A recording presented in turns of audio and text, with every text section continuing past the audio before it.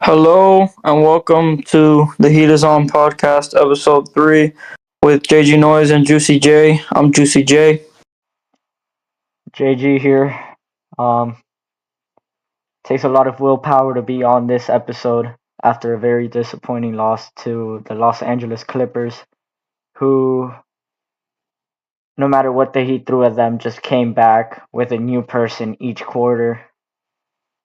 But we're here and looking straight into the future ahead of last night's game against the Clippers. Um, yeah. Uh, and I know none of us want to do this, and it's the last thing I want to talk about right now, trust me, but let's just get it out of the way early. The Clippers, obviously, they're a great team, and we knew that there was a chance that we would snap our win streak today. I mean, they've got so many threats on the floor. They're a lot like our team, where they got four guys who can give you 20 every night. But let's get that out of the way because I am not in the best mood to talk good about the team who beat us. Yeah, and it sucks because I have the stat sheet from last night's game. Overall, Butler with 21 points, Rozier with 17 and 7 rebounds, Bam with 14 and 13 rebounds, Richardson with 14, and Martin with 14. And at the end, we just came up short. Yeah. No Tyler Hero, definitely a huge impact to this team tonight. And Yeah. and that's something I want to get on before we talk about last night's game. I don't know Mm-hmm. how severe the headache had to be for him to just opt out like that. He wasn't even at the arena. So I saw Pat Riley there too. Could there be something going on with him in the organization? That's too far to tell. But overall, huge disappointing loss. And would it have been different with him on the court? But I think so because no, sorry, but I'm just gonna butt in here. If you were watching the game, you saw a little graphic that they put up where at one point it was 15 or like 20 something threes for LA and 7 for us. And where do you think that comes from? Those lack of threes? Well, maybe your two best 3-point shooters being out. One is Duncan Robinson, who shoots the lights out sometimes, but sometimes he's not that consistent. But you're definitely going to miss him because he always makes threes. And the other is Tyler Hero, who is arguably our best 3-point shooter. He is amazing. He's incredible. But I'm gonna say this. I hadn't even thought about anything in the front office happening with Hero's weird headache situation. But I'm not gonna talk about that because why are we going to speculate about that when it's only happened once? I'm just going to focus on what we were missing from him today in this game. And yeah. yeah, and overall, I mean, the refs horrible tonight. I mean, Yeah, and not I even agree. not even as Heat fans. I know some Clipper fans that told me that there were possessions where they couldn't believe the Heat didn't get the whistle. Um, but there's gonna be games where the refs. There's more games where the refs are not gonna do their job than there is games that they're actually gonna do their job. And Yeah, many fans across every NBA team can agree with what I just said. But yeah, we just have to persevere through that. Overall, these non Jimmy minutes are killing us. Um, and I don't really like talking about things that didn't happen in the game when we're talking about a game. But I have to bring up Tyler Hero one more time because of the fact that Terry Rozier is a great player. Tonight, he gave me hope for when our lineup is really figured out and we could get started on a longer streak, and he gave me hope for the Heat team I plan on seeing in the playoffs. But yeah. And I'm going to tell you right now, if we had won this game, I'd be talking about how Terry Rozier was there to fill the role of hero, oh, for and sure. he did it amazingly. But obviously we didn't, Hmm. and that's it. But I'll talk about the Jimmy minutes and stuff like that. I think Jimmy did really well with the limited minutes that he had because we didn't put him on in the fourth like we always do. But I mean, it didn't really look like it was a great game for him, but he ended up leading the team in scoring. I think that was part of the three that they gave him in the end, but Mhm. he gave us some hope there at the end, but too little time. You can't just lock in at the last 2 minutes and then expect to win. Um, Another big issue with this game and with the past few games that I've been noticing is Jaime Jaquez's descent from stardom. I'm gonna call it that because he has stayed in 8 points, 7 points in like the last 4 games. He looks like a different player in a bad way, and I love Jaime. Don't get me wrong. There's some possessions where he looks like the next Jimmy Butler, but then there's sometimes where I really am speculating on what happened from before the injury to after the injury. I mean, maybe it affected him more than we thought because it's like there were maybe 2 times or way more than 2 times now, but where he just gets in there and immediately turns it over and like does a weird shot and ends up missing. But it's not really a weird shot where you're gonna miss, but it's like a more open shot where like, okay, how did he even miss that? But yeah, I think that's one of the another reason that we're struggling right now. And I'm gonna call it struggling because we did lose 7 straight. We did win 2 there, but back to losing now, and it doesn't feel very good. Yeah, and overall, I mean, it's a Clippers team that since December 1st have been number 1 in offensive rating and number 4 in defensive rating. Not much you can do on a team who just bounced back from their biggest losing streak since 2008. Um, but again, no excuses when it comes to a type of loss like this. And I agree. further along, I'm going to say why. This loss could have easily turned into a win. But I'm going to go back to one of my earlier statements. Rozier had a great impact on tonight's game. He showed me what this team could be in the playoffs. But here's the part that I have to involve Tyler Hero in. Every possession touched Terry's hands in the first half at least once. Almost every For possession. sure. And the point I'm getting to with that is he chucked up 6 threes. He made zero. That's not the point I want to get at. But the point I want to get at is when he drives in, he's looking to kick. And Tyler Hero is the man he's willing to find every single time. Tyler Hero's the man that's going to be at the three. And that's why our 3 pointers made tonight was just horrible. Because every time you drive in and you kick out, that's an open opportunity for a three, whether you convert them or not. And that's Tyler Hero was someone we counted on. I think 80% of the time I see Tyler Hero take a wide open three, I think it's going in. Yeah, I agree. I mean, that's the one guy that I'm like, when he shoots a wide open three, he's gonna make it. And I thought that for Robinson at one time, but obviously he hasn't played in a while. Don't know what's going on with him. I'm pretty. Oh yeah, he's on concussion protocol. Yeah, that's bad. Um, Another thing that I wanted to go back on that you mentioned was the referees. I want to call back to a specific possession, that Caleb Martin layup that was incredible that he made. But Oh my. I mean, it was the clearest foul I've ever seen I've seen in a while. I mean, he was like taking a beating and he still made the shot. I mean, I was already yelling and one, and then they just got the ball in their hands, passed it in. I mean, are you joking me? That was at that point I was like, okay, yeah, these refs suck. Because before there was a couple mix-ups where I'm like, okay, how is that a foul or how is that not a foul for us? But that was the one time where I was like, all right, you're done, buddy.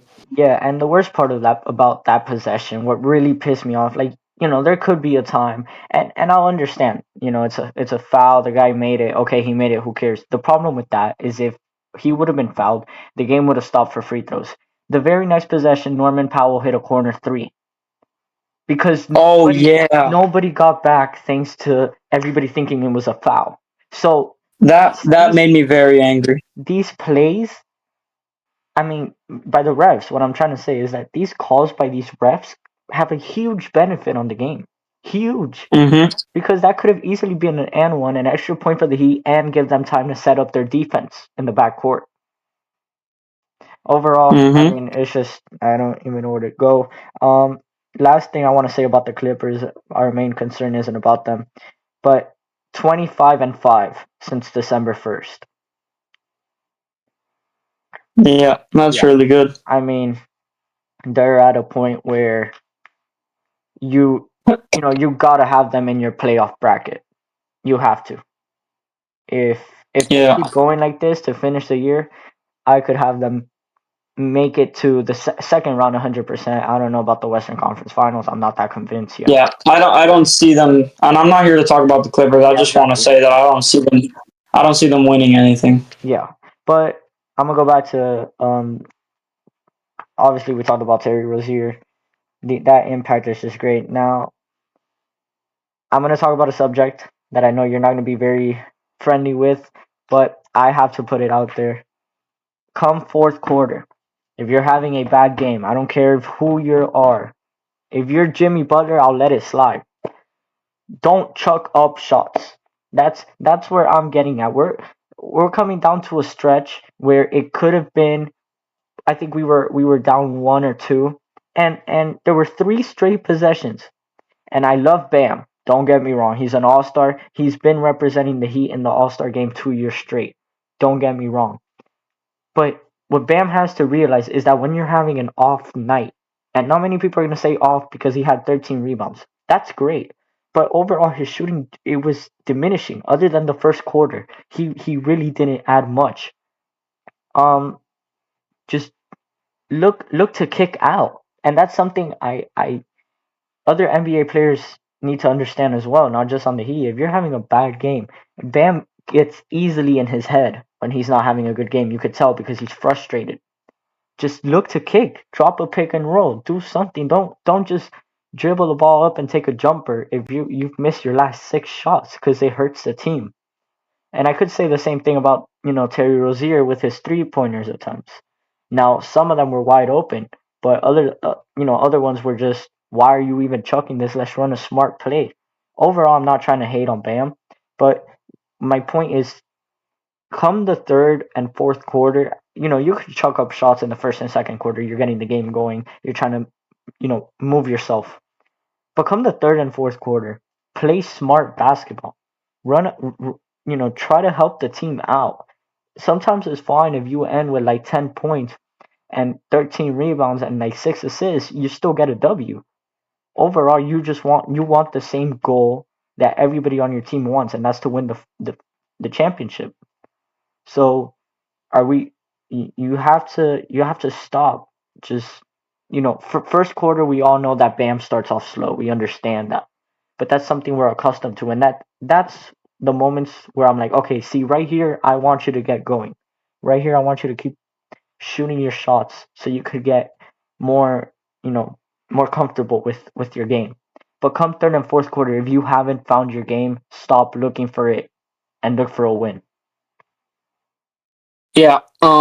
I mean, I disagree with you on some of those points, but I think another reason why Bam struggled a little bit with his shot selection and stuff like that was the absence of Hero, which Of I'm going to go course. back to. Because, I mean, most of Bam's buckets lately have been from those Hero lobs. I mean, that Hero and Bam two-man game is just the best thing that we've gotten out of those two in a while. But I do think that there's some times where he needs to kick out more when he gets it, when he penetrates and he's at the dotted line there. But I'll tell you this: who are you kicking out to right now when there's no Hero and no Duncan? I wouldn't want to kick out to Kevin Love. Terry Rozier, yeah, but Terry Rozier is going to dribble it out more, maybe pass again because he's the point guard. There's some times where I do agree with some of the shots that Bam is taking because at the end of the day, he's our captain. He's probably the highest percentage shooter on our team just because he's a center and he takes higher percentage shots. I do think that he's having a little recession with his shot right now, especially the mid range that he always takes. But he's obviously having struggles with it. But yeah, he had some struggles this game. But I don't think that he just everything is blamed on him for this game. I Of don't think course. so. Of I course. mean, he had a good game at the end of the day, and even though he didn't score as much and it doesn't look like he played that good, that's kind of what Bam has been doing lately. He hasn't really gone to the 20 mark in a while, I don't think. So I wouldn't blame a lot of it on Bam. I want to just say that because Bam's a great player. He's great. I love him. Yeah, All don't get star. me wrong. Don't get me wrong. I wasn't blaming tonight's loss on Bam. It's just it's key factors to winning a game. And I love the point you bring up with Hero because I hadn't focused on that part, and you're 100% right about that. And I like that you brought that to my attention because you never realizes when some players are out. Like, now that we have Terry Rozier, we're kind of more comfortable heading into. I felt at least more comfortable heading into a game without Hero than a few months ago when it was Lowry. And you know what I'm trying to say. But Yeah. at the end of the day, it's something that we're gonna have to climb that spark because you never know what can happen in the playoffs. We saw it last year when Hero Hmm. when Hero got injured. We have to be able to bounce back through those moments. And having Caleb Martin and Jaime Jaquez on our bench is huge. And although Jaime is underperforming right now, I'd rather him underperform right now and get back on track come playoff time. Because Yeah. the last thing you want to see is Jaime finish. I don't care if Jaime is third on Rookie of the Year, averaging 25 points. Come playoff time, if he scores 5 points a game, I'm not happy. So that's just the point I want to say. Like,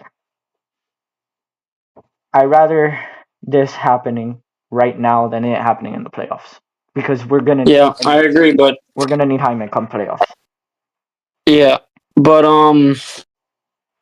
I do think that obviously it's more important in the playoffs to play as better, but I just want them to play better now, just because it'd be nice to be in the top six and not have to battle against the Orlando Magic for a play-in spot.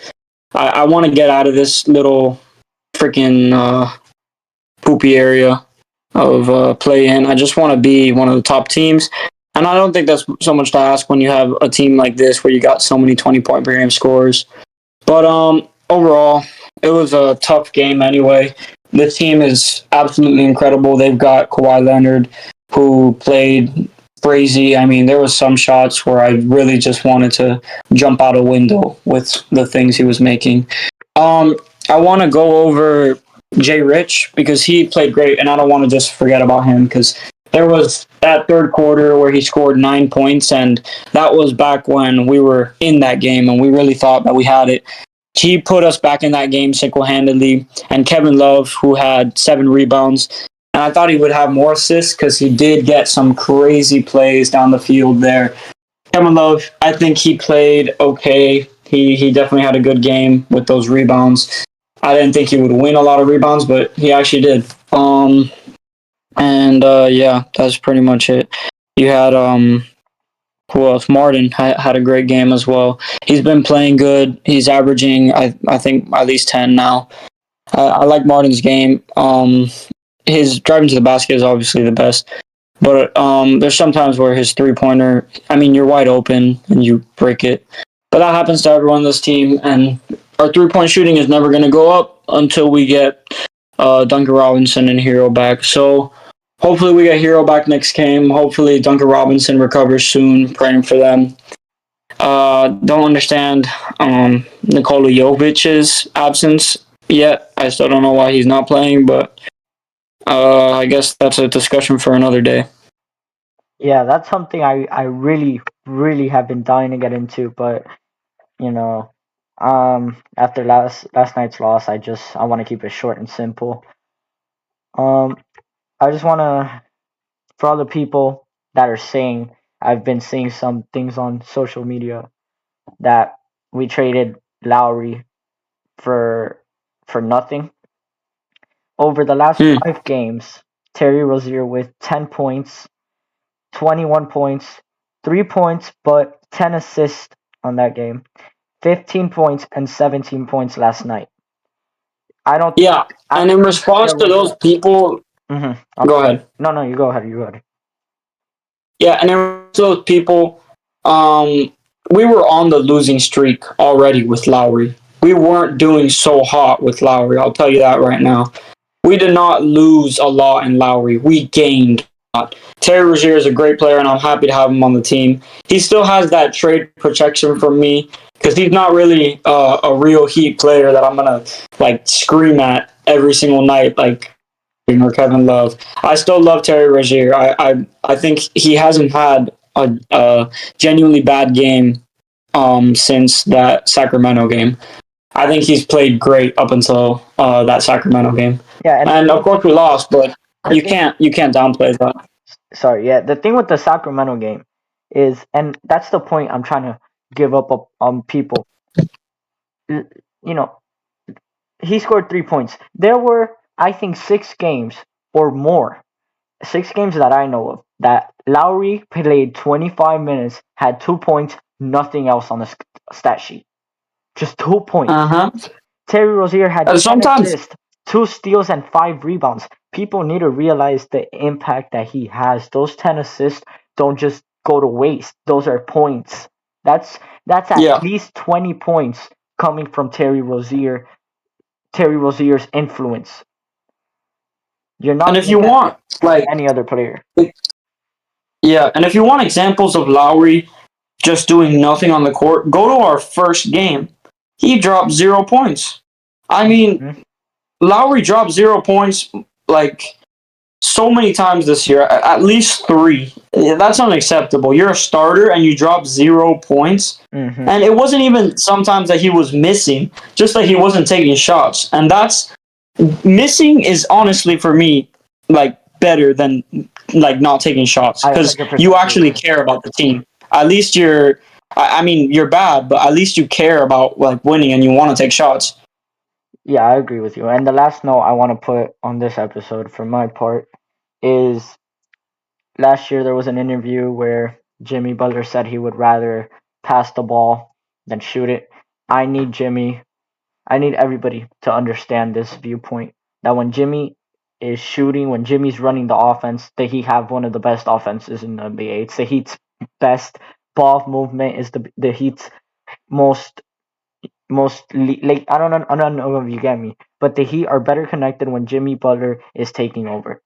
I love the No, I get you completely. I love the fact that we have Bam Adebayo an All Star. We have Tyler Hero and I gave him All Star next year. We have Terry Rozier, out who's just phenomenal. We have shooters in Duncan Robinson and rebounding in Kevin Love. We have all of that, and now we have a rookie that has footwork like Jimmy, just like 10 years younger, 15 years younger. I don't know, but overall, the point I want to make, I don't want to stretch it out. Jimmy needs to run the offense. I don't. I rather have Jimmy Butler put up 50 shots and make 10 than him shooting 8 and making 7. Yeah. And I know that's a lot to ask because you're not going to have Jimmy running the offense night in and night out because he's Jimmy Butler. But I mean, it's to ask a couple nights when you're like in a big slump and you know that it's going to be a tough game just for Jimmy Butler to take the reins a little bit. And he said it himself. Game I heard Eric Reed say that Jimmy Butler acknowledges that the Heat do play better when he is more offensive and aggressive. Aggressive, that's what he said. And they told Eric Spoelstra this, and he said one word. He said agreed. So if your coach knows that, at some point you got to come on, let's be aggressive this game. And I know they've fought sometimes, but I know they have a good relationship. And I think Eric Spoelstra can get through to Jimmy and just let him know that if we want to make the playoffs comfortably, we need you at your highest playing ability. Of course. Yeah, and I mean to our listeners who listen um daily, our daily episodes, we feel the struggles y'all are going through. Um and we wish we could have filmed this on a different note and on more of a better vibe per se. But Yeah. we got a few more games to look forward to before the All-Star break. And really quick, my last note, and I know I said that, but we have the Magic coming up tomorrow, Tuesday, and then we have the Spurs on Wednesday. The trade deadline, excuse me, is Thursday. Could we see a potential surprise move by Miami? I'm going to talk about that right now, but I just want to go back to the what you said about on a different note, the episode. Just going to let you Heat fans know, our listeners, we're Heat fans too. You know that. And we're going to give you the energy that we're feeling from the game in our podcast. If we're bummed out, we're going to feel we're bummed out. And if we're happy, we're going to show happy. But I just want to let you know that we're Heat fans too. We're feeling the same pain as you guys.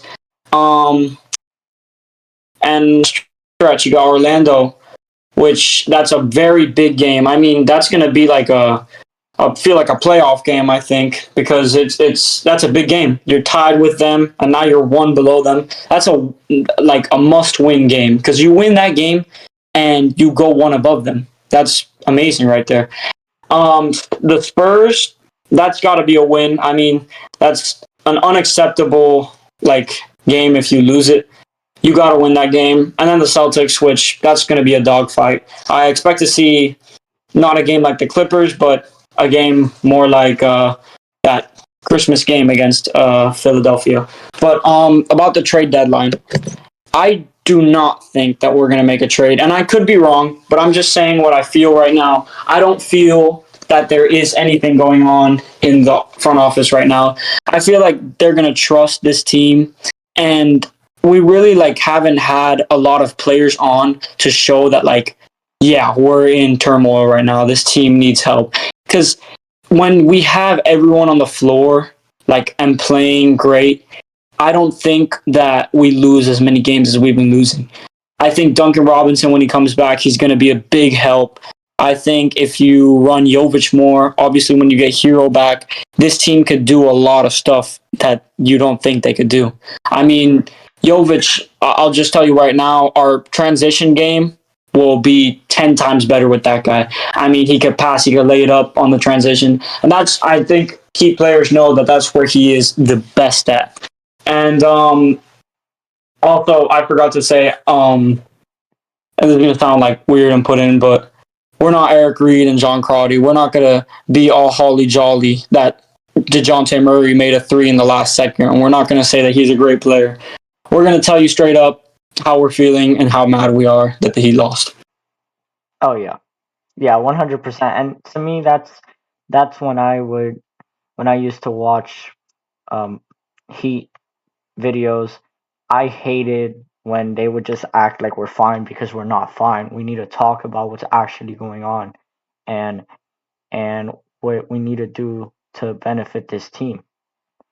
So, I mean, what's coming up in these next stretches? Who knows? Will we make a trade in the deadline? Who knows? But you know, we'll see y'all guys tomorrow against Orlando, and yeah, let's at least win the 2 games we're meant to win, and let's put up a dogfight against Boston. Agreed. Let's fight out there. Let's put up some good basketball. I wanna win. That's what I want to do. See you boys in episode 4, and thank you, Heat Nation. Peace out.